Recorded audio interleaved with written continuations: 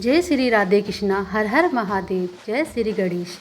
आप सभी के आपके अपने यूट्यूब चैनल संदीप कविता गौर में बहुत बहुत स्वागत है। आइए आज आप सब सुनेंगे भाद्रपद मास शुक्ल पक्ष गणेश चतुर्थी व्रत की कथा। भाद्रपद मास शुक्ल पक्ष की चतुर्थी तिथि के दिन माध्याह्न काल के समय में भगवान गणेश जी का प्रगट्य हुआ था।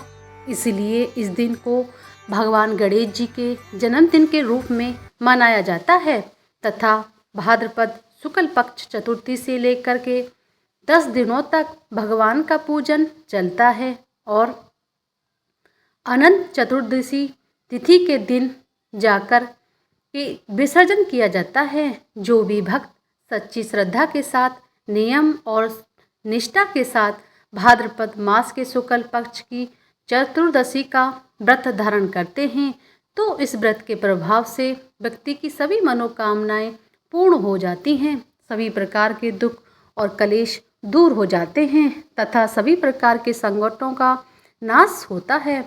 भाद्रपद शुक्ल पक्ष चतुर्दशी के दिन इस दिन चंद्र दर्शन का निर्देश माना गया है। इस दिन भूलकर भी चंद्रमा का दर्शन नहीं करना चाहिए, इससे झूठा कलंक लगता है। अगर भूलवश चंद्रमा का दर्शन हो जाए तो ऐसे में शाम तक मणि कथा को अवश्य ही स्मरण करनी चाहिए, तभी जाकर के चंद्र दोष का निवारण हो पाता है। तो आइए सुनते हैं भाद्रपद मास शुक्ल पक्ष की गणेश चतुर्थी व्रत की कथा।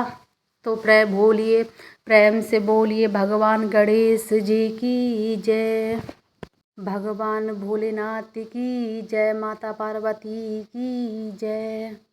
कथा के अनुसार एक बार भगवान शंकर स्नान करने के लिए भोगवती नामक स्थान पर गए। उनके चले जाने के पश्चात पार्वती जी ने स्नान करते समय अपने मेल से एक पुतला बनाकर संजीव कर दिया, जिसका नाम उन्होंने गणेश रखा। गणेश जी को द्वार पर बैठाया और कहा कि जब तक मैं स्नान करूं किसी पुरुष को अंदर मत आने देना।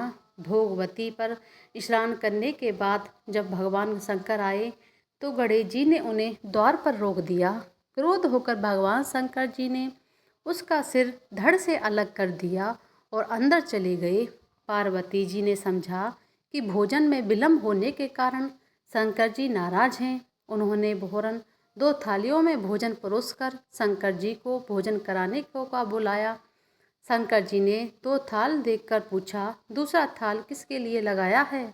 पार्वती जी बोली, दूसरा थाल पुत्र गणेश के लिए है जो बाहर पहरा दे रहा है। यह सुनकर शंकर जी ने कहा, मैंने तो उसको सिर काट दिया है। यह सुनकर पार्वती जी बहुत दुखी हुई और प्रिय पुत्र गणेश जी को पुनर्जीवित करने की प्रार्थना करने लगी। शंकर जी ने तुरंत पैदा हुए हाथी के बच्चे का सिर काटकर गणेश जी के धड़ से जोड़ दिया। तब पार्वती जी ने प्रशंसापूर्वक पति पुत्र को भोजन कराकर स्वयं भोजन किया। यह घटना भाद्रपद शुक्ल चतुर्थी को हुई थी, इसलिए इसका नाम गणेश चतुर्थी पड़ा। बोलिए गणेश भगवान की जय, श्री पार्वती मैया की जय।